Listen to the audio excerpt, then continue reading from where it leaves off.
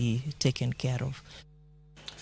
Jopuonjre ma sikund primar ma Laramoro mayudore e Baringo South koro somo e tie yien bang' ka sikund nero nomuki gi apisas marito bunge mar Kenya mong'ere kaka Kenya Forest Service ka wach makama koro kelo kibaji mokalo. Sikund nero ne osebedo kitiyo godo kaka kar kelo kwe e kind dhoudi mane ok modhre pi kaka El Chamus, Pokot gi Tugen ma kinde malach osebedo gi ywaruok.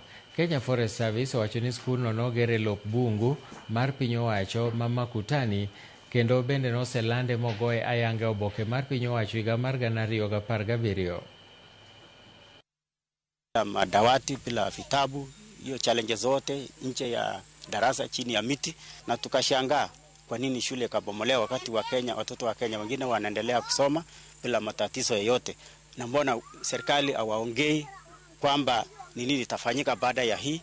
Walimu ambako wako hapa waendelee kufundisha ama wafanye namna gani? Wanafunzi pia hatujapata ripoti yote kwamba waende wapi ama wafanyiwe nini. Kufunza nje ni ngumu sana.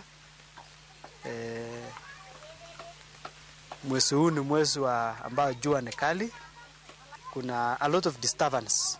Kuna wanyama wanapita kando, watu, so concentration is very low. Psychologically they are tortured because they are finding that their class is not there, so they start questioning.